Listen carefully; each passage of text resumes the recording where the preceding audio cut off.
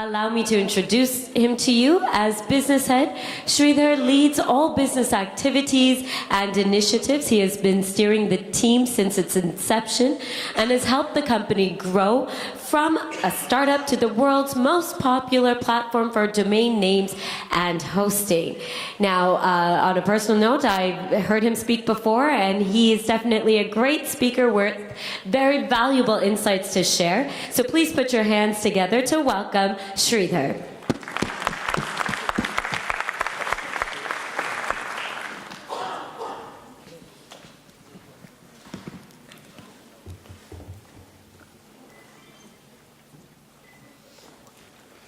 Hi.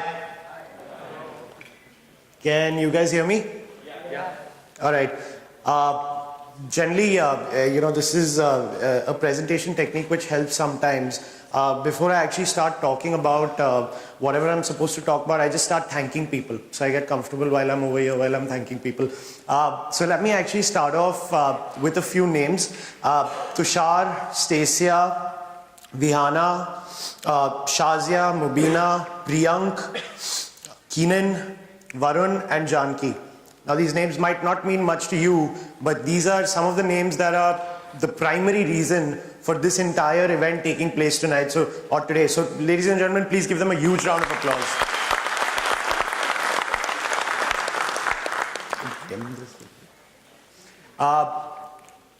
So okay, we're done naming the people from ResellerClub who worked on HostingCon. Let me also make a special mention for the HostingCon team itself, right? About two years back, we actually rolled out our first ever event, which was called the ResellerClub Hosting Summit. Now we did this in 2012, towards the end of 2012, and in 2013, sometime in June, we actually went to the original HostingCon, which takes place in the United States. And I remember Varun and I were talking to Troy, who's the CEO of HostingCon, iNet, etc. And we were, telling him that, hey, listen, we want to make this event bigger.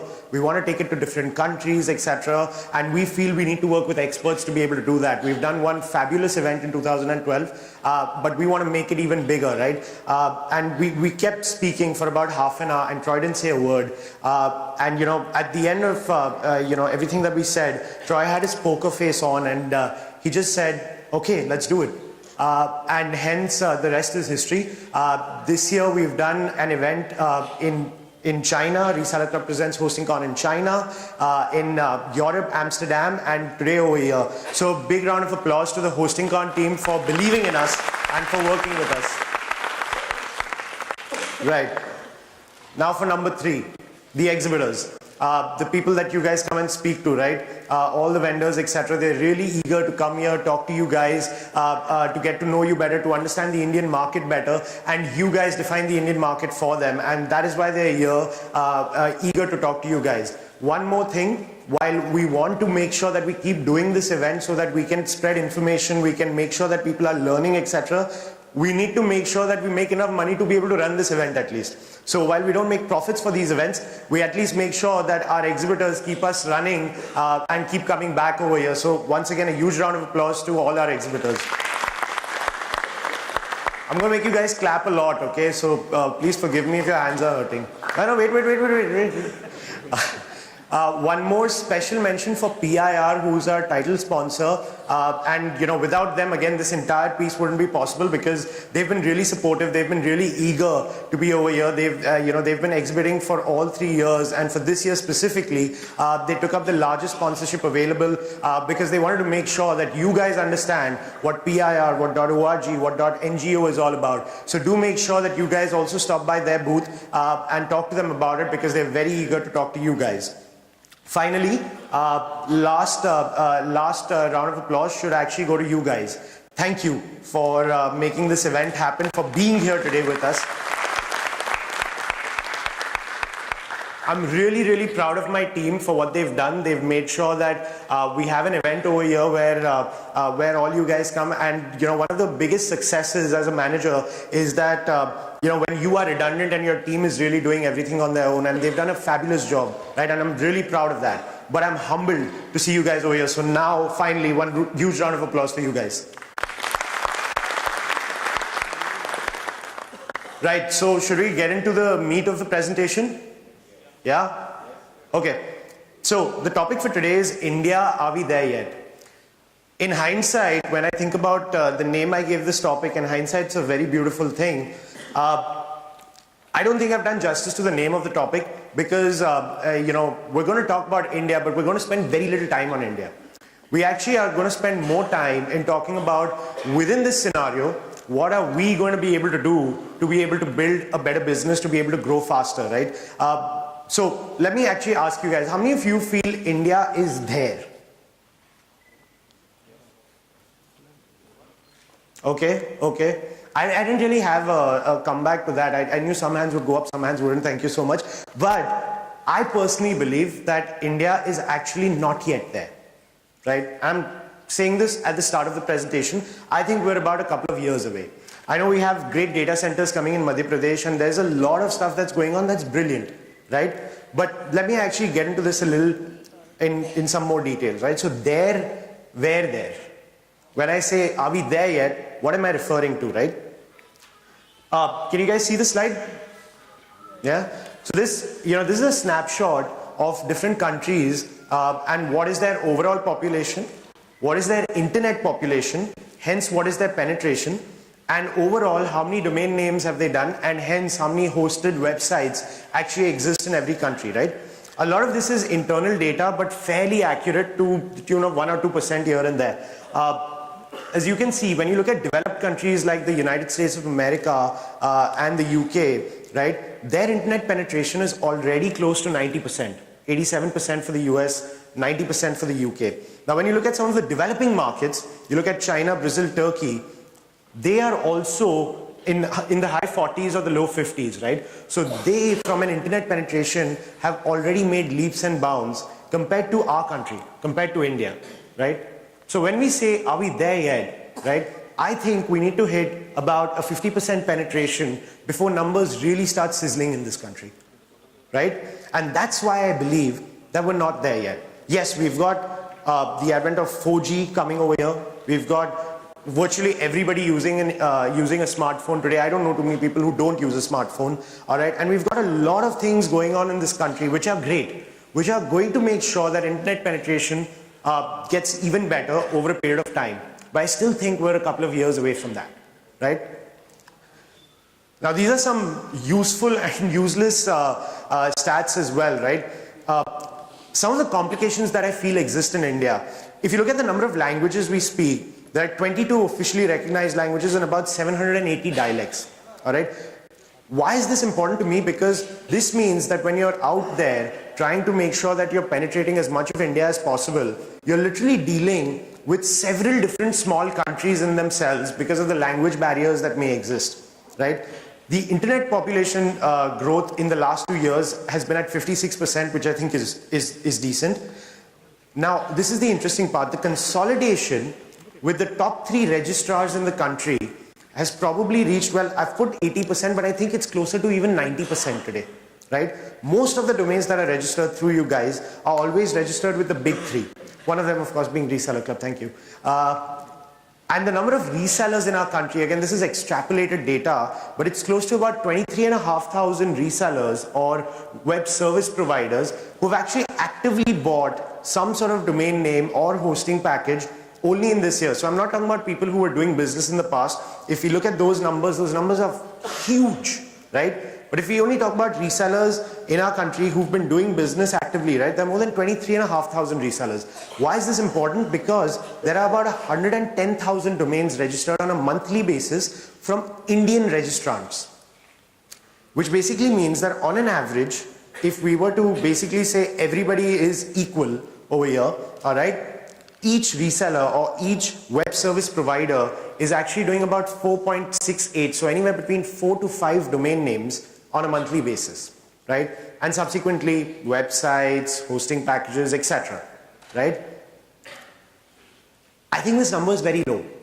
I think that the problem is that we've basically, the product sales have not grown as fast as our competition has or as our community has, right? Do you guys agree?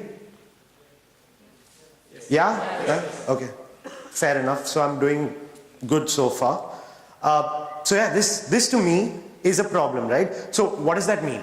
Does that mean we're not going to grow? No, we are, right? I mentioned this, that we're about 2 years away, and I think these numbers will hit 200,000 domains a month, 300,000 domains a month very, very easily, and even overtake some of the developed countries that are actually doing business today, right? But what about right now?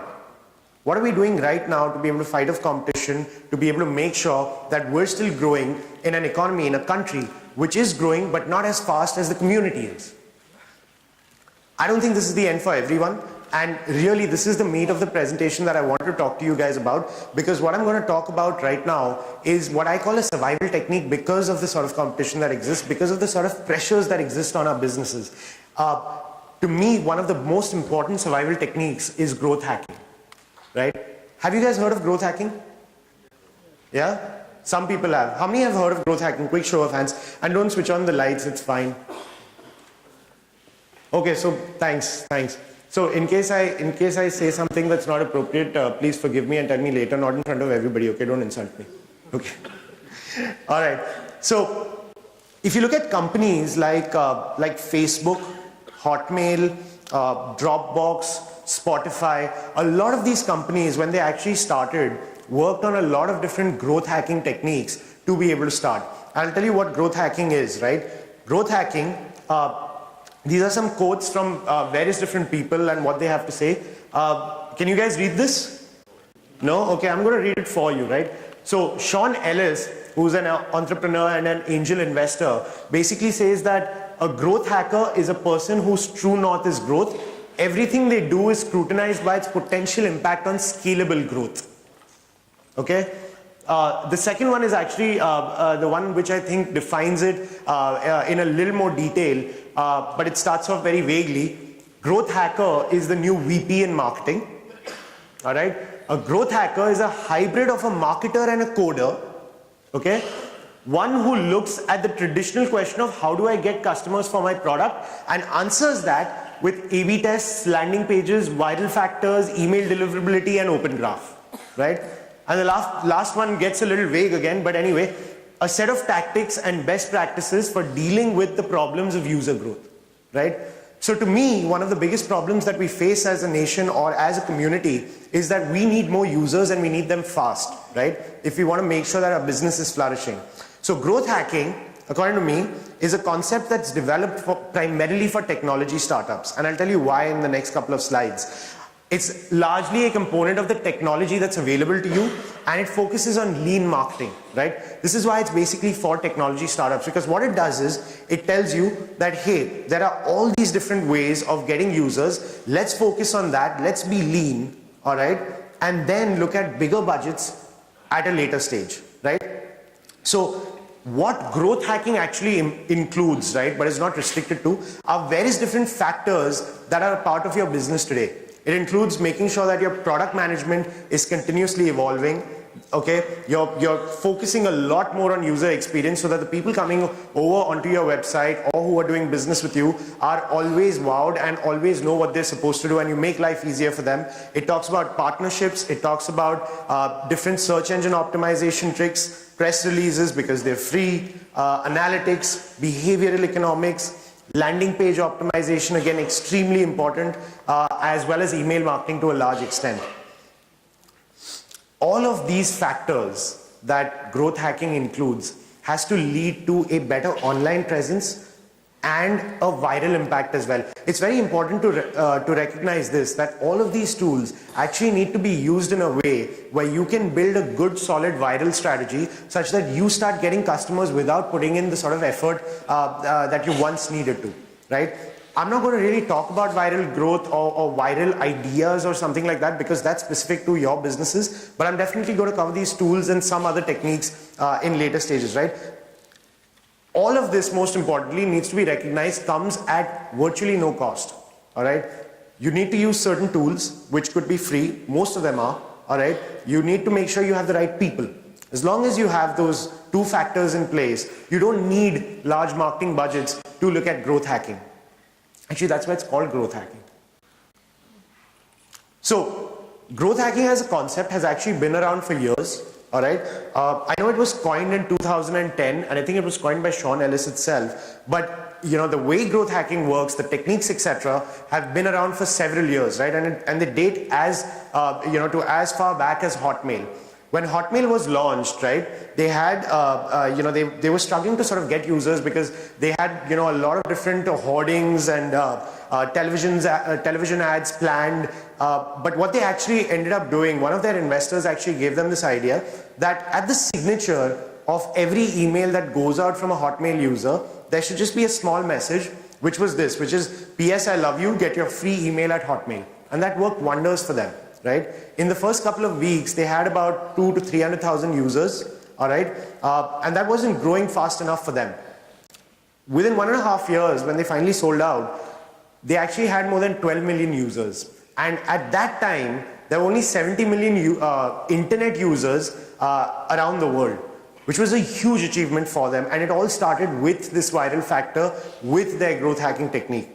Then comes Airbnb. Airbnb actually went ahead and integrated with Craigslist, right? Which basically meant that all the hosts that were putting up stuff on Airbnb could actually now use Craigslist as a sales platform as well. You look at Groupon. Groupon started one of the oldest tricks in the book, but did it really, really well. They said you refer 3 friends and you get your deal for free, right? And look at where Groupon is today.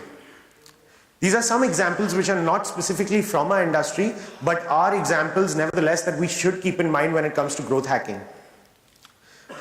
Why did these companies do well according to me? I think there are 2 reasons.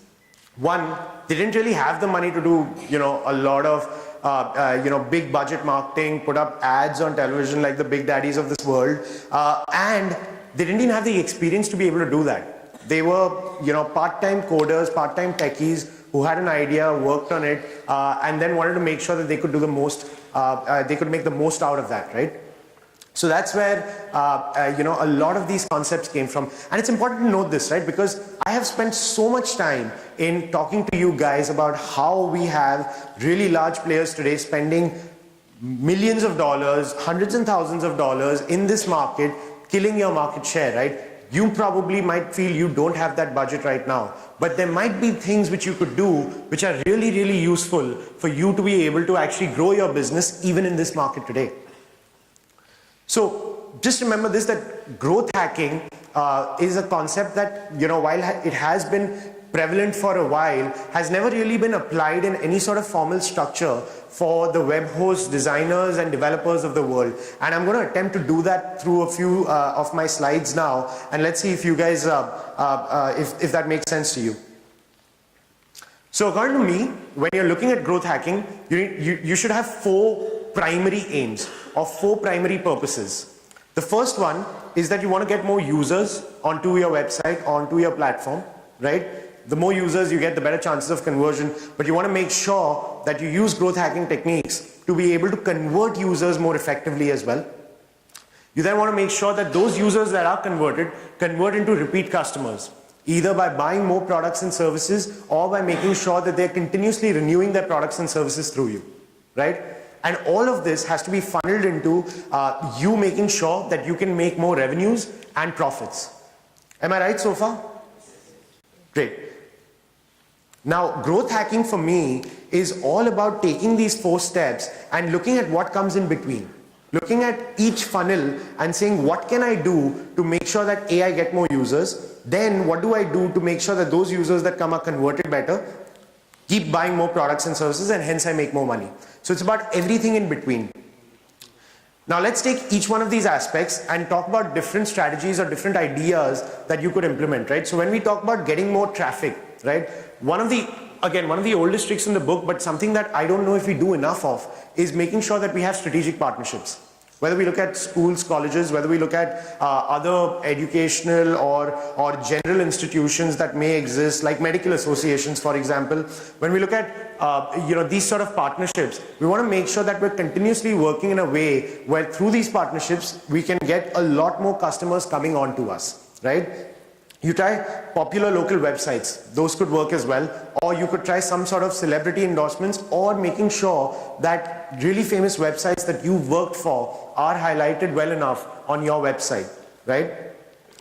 Some examples of strategic partnerships, .club has got Virat Kohli to sort of endorse them, and .club is one of the best upcoming new GTLDs out there, and they're really aggressive. And with Virat Kohli coming in, it's a huge boon for them, right, for our country. You look at Spotify, right? Today, every time you're online on Facebook, you will see that you'll see a message which tells you what your friends are listening to, etc. Right? That's the sort of partnership that's actually taken Spotify to another level altogether. Targeted SEO and email, right? So sometimes it might not make sense to focus on really high competing generic keywords. You might want to look at niche keywords from an SEO perspective. You might want to look at keywords which even might be generic but still have lesser competition, so you can get better rankings as well, right? And you also want to make sure that you have good content for very, very frequent discussion topics like technical support. So if you're a web hosting provider or if you're a designer, there are a lot of people that are going to try and search for support related items. You want to make sure that in these sort of areas, you have enough content for you to be able to get ranked right up there. An example that I can think of from our industry for better SEO or interesting SEO targeting is actually our resellers. I know of some resellers in India today that actually target Spanish keywords. They actually look at web designing solutions, web hosting solutions in Spanish, and actually target a lot of Spanish customers where they actually pitch themselves as a cheaper outsourced model or an offshore model which Spanish users could actually use. And it's working brilliantly for them, right? You could try some of this as well.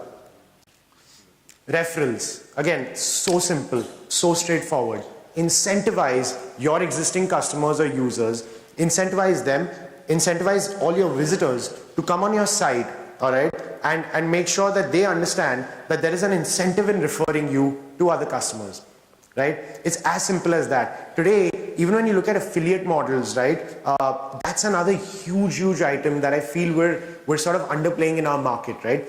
If you look at the affiliate model, there are so many companies that have actually based their success on this model, and you're actually paying only on CPA, right? You're only paying when you actually acquire a customer. So that's not really money lost on marketing because you're already getting some amount of revenue in return for that. Again, examples from our industry, you look at companies like Bluehost, HostGator, this is the concerns for me. They have been so successful and dominant in the affiliate space. Right? They have some of the best payouts. They've literally taken the affiliate model and made it their own, and they are as big as they are today, right? Analytics. So now you're getting a lot of users, you're getting all this traffic, but you want to make sure that you understand this traffic well enough. You want to make sure that you understand the quality of your customers, where are they coming from, and very, very importantly, what are your bounce rates like on different pages, right? I'll give you an example of ResellerClub when it comes to bounce rates, right? About 4 years back, we actually, we were doing very well. We had a significant amount of market share, obviously, and we still do in India and a lot of other markets. And we were doing really well even in certain other markets like China, Brazil, Turkey, etc. Right? And we realized that if we're doing so well, all right, let's take a look at our website statistics and try and figure out, how is this happening? Now, when we actually looked at our website statistics, we actually realized that our bounce rates were actually very, very high, which actually makes sense, right? Because we were a site that was, that was completely in English, all right? Everything was sold in US dollars. So when we got visitors from these countries, which came primarily through word of mouth and a little bit of marketing, why is it that, the bounce rates were so high? We didn't have the language on the website. We didn't sell in the local currency. We didn't offer payment methods which were local enough for them, right? Bounce rates were high. So in fact, that was the time when we actually decided to localize and make sure that we're able to offer a solution to those visitors that come from those countries, which is apt enough. And you know what that did to our bounce rates? It actually reduced it by about 15 to 20% immediately. Now, when you're looking at these sort of aspects, right, you want to make sure that you're using the right sort of tools, etc. as well. So you've got obviously Google Analytics, but there are other really, really interesting and nice tools which help you determine bounce rates and determine the quality of your traffic right? Like Mixpanel, Kissmetrics, Segment.io. You should go back and look at some of these if you haven't already, and see if you can make use of these when it comes to growing your visitor base on your website. Now we get on to getting more users converted, right? So we were talking about traffic, we were talking about how important it is to get more traffic and different ways in which you could make sure you get good quality traffic. Let's look at how we can convert users better, right? Landing page optimization. Again, I can't stress on this enough, right? If you're using certain keywords, for example, within your SEO techniques, right? Let's say if you're actually targeting medical associations or doctors, right? You want to make sure that when you're using those keywords and optimizing things, they're landing on a landing page which makes sense, which actually has more information about that, right? At the same time, you also want to make sure that there's a clear path of action that each one of your visitors has in terms of what that visitor is supposed to do, right? You want to make sure that there's very little noise on your page and you don't confuse your visitors. You also want to make sure that you're using a tool like Unbounce, which is very, very useful for A/B testing, right? So you make sure you integrate with Unbounce, you put it onto your website, you A/B test a few pages, see what makes sense, and then go with what you feel is more effective, right? Today, even Vendio, which is a e-commerce solution, a part of Alibaba, what they actually did is they worked on a lot of A/B testing and actually realized that in their sign-up form, right, they needed to add a third step, right? They had a two-step sign-up form. They realized that when they added a third step, they actually got more conversions. Similarly, when we were doing our testing and we had a three-step process, we realized we need to change it to a one-step process to get more sign-ups, right? All this is possible if we actually apply some of these A/B testing tools and make sure that our landing pages are also very, very well optimized. Make sense? Okay. So, you know, it's very interesting because when I started managing ResellerClub, I thought that when I get a customer on board or when I get a client on board, that's it. You know, the client's on board and he's going to start buying. It's really not that easy, right? Today, even if a customer comes on board, we're talking about complicated products. We're talking about products that he or she may not really understand. You want to make sure that your onboarding technique is really, really easy to understand. And you want to make sure you have an onboarding technique. You want to make sure that you provide step-by-step guides whenever a customer signs up or is about to sign up so that the customer understands what he or she is supposed to do next. You want to make sure that you maintain good amount of documentation and FAQs because he's always going to have questions, right? You also want to make sure, and this is something that a few companies do, it's fairly interesting, the top management of the web service provider of your company, right? You want to try and make sure that a welcome email is sent out to the customer because that makes the customer feel at home, right? And you want to use tools like walk.me, all right, for doing some of this, some of this work, some of this onboarding, right? Walk.me is a good step-by-step process which really explains things to customers in a brilliant way. So you can integrate with that, use your own flow, use your own content, but it's a brilliant tool to try and integrate with your site. Also, another example is Dropbox. Dropbox, when you go to their homepage, I don't know how it is now, but when you actually go to their homepage, you actually will see a video and you'll see a sign up button. And that's it. Watch the video, sign up. Cross-selling, right? Again, extremely important because you've got customers now. You want them to buy more, right? So cross-selling could work either by looking at different TLDs and looking at you know, what TLDs are being bought, and if you could offer other TLDs, you could actually create tools yourself to take a list of your domain names, look for certain checks, and automatically start upselling relevant things to the audience, right? By the way, such tools, I'd like to actually discuss them back at the booth as well, because I think there's something that we could work on together, but more on that later. So you could create these tools. You could look at actually providing alternative portfolio solutions such that you can actually manage the entire online presence of your customers, right?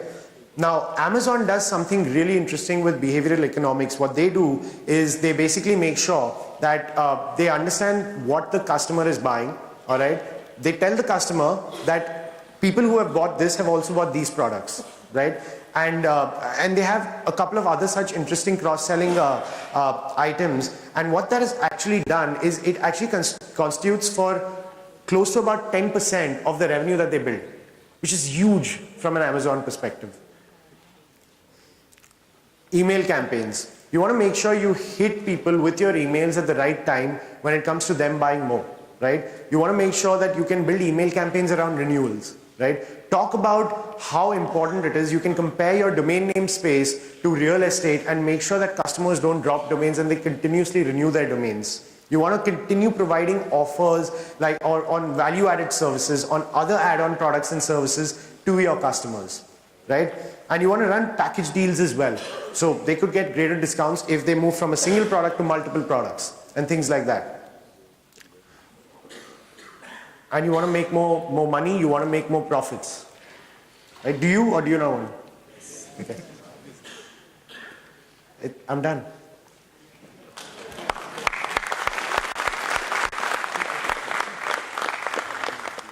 I've kept today's conversation with you guys short and simple because I think it's a lot of material to actually go back and digest, right? There's no point in putting more over here, but I'd take questions right now if you have any, or if you want to talk to me later at the booth, please feel free to come and try and catch me or catch anybody from my team and they'll find me.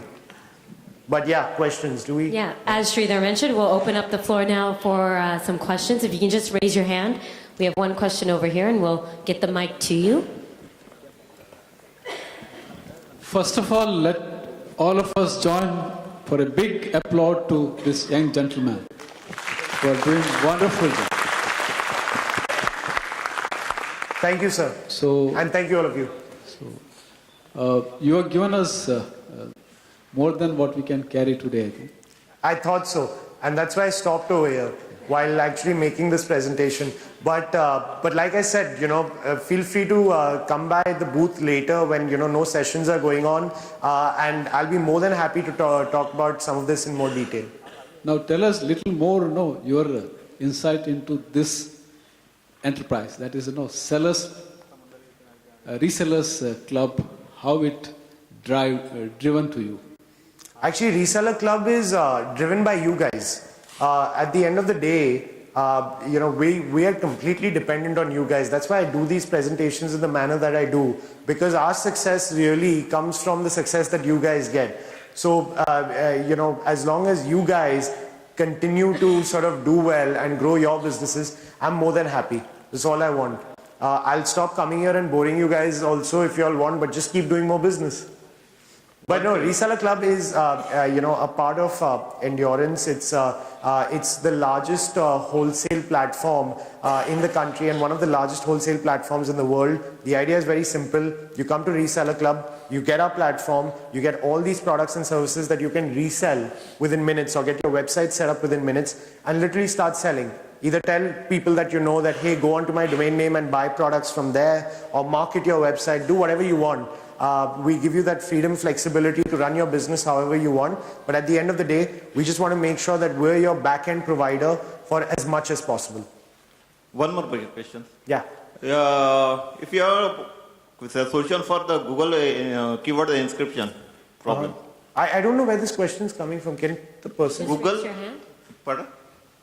Can you just raise Oh, okay, you. Thanks, sorry. Google keywords encryption. You know about that is you already know. What is the solution? Is there any solution for that? For Google keyword encryption. Google in this websites and we founded the Google encryption. Google has the encrypted keywords. Okay. Right? Yeah. So I'll tell you what. That would get too technical for me also to sort of talk about. But I have my SEO person at my booth who can sort of discuss this in a little more detail with you. One more. My website is topmumbai.com. Topmumbai.com. Mumbai's website is that is like travels, hotels, doctors, and there is very totally SEO optimized. Right. Right. Means use just in Google use enter the travel agents in Mumbai or travel agents in Mumbai. My site is number one. Google first. Brilliant. But I didn't get visitors. That is the main problem. Yeah. But my site is all. The only thing at the top of my head that I can tell you is that you need to check the keywords that you're actually. You can verify that one also. Tourism, all type of keywords. But No, but are those keywords getting enough traffic to begin with? Are those keywords getting enough traffic to begin with? One. So you can actually check that through webmaster tools, etc. and figure out whether those keywords are getting enough traffic. Secondly, I need to look at it in more detail, but all I can say is you need to look at the keywords and you need to look at your landing pages and make sure that they are optimized and whatever Google is ranking is relevant enough. no, because input travel agencies in Mumbai, web tags filter data keywords in web tags. I'm sorry, I didn't. Website in website report. That keywords are encrypted. They are not showing the web tags. No, so then I think what you should do is you should stop at the booth and we'll definitely try to figure it out. I need to understand that in a little more detail. I don't mind sort of discussing this with you guys, but I'll do it in a little more detail at the booth. Yeah, that will take off. There we go. Okay, so we'll take that question offline, and unfortunately we're out of time for a question. Unless you want one more question. No, I mean, I know that there are a lot. Okay, no, we'll have to do this later, so you can catch me outside. Okay, small question. Sure, one small question. I got a website called IndianDinner.com. Indian? Dinner.com, and it has got more than 20,000 Indian restaurants all over the world. Wow. You are talking about spamming, or you are talking about email campaigning. Yes. If I start sending email to those 20,000 restaurants, maybe out of that 200, 300, maybe outdated email IDs or something. How many I do email campaigning? My hosting company will say that you are doing spamming. No, I mean, if they're your customers, when I spoke about email campaigning, I was primarily talking about your existing customers and how you can get them to buy more. These are all the restaurants which are listed on my website. Absolutely. So I'll tell you what, I think email spam would constitute of something which is just general information. But if you have an offer that you're putting up there and providing to them, and you already have an association with them, then I don't think that would really constitute of spamming again. In my opinion. But the hosting company himself sends the data to us, or email sent to us, but please don't do it. Really? And he said, Excel may be one of my hosting company. I don't know what you put in the email here. but no, again, I'd be happy to discuss that. The question that you're asking, I need to look at the specifics and try to help you out accordingly, right? So I'll definitely do that. Yes. Thanks, guys. Thank you for... Thank you, Shridhar, for really, I'm sure everyone's super thankful that you shared that breakthrough marketing concept, so thank you so much.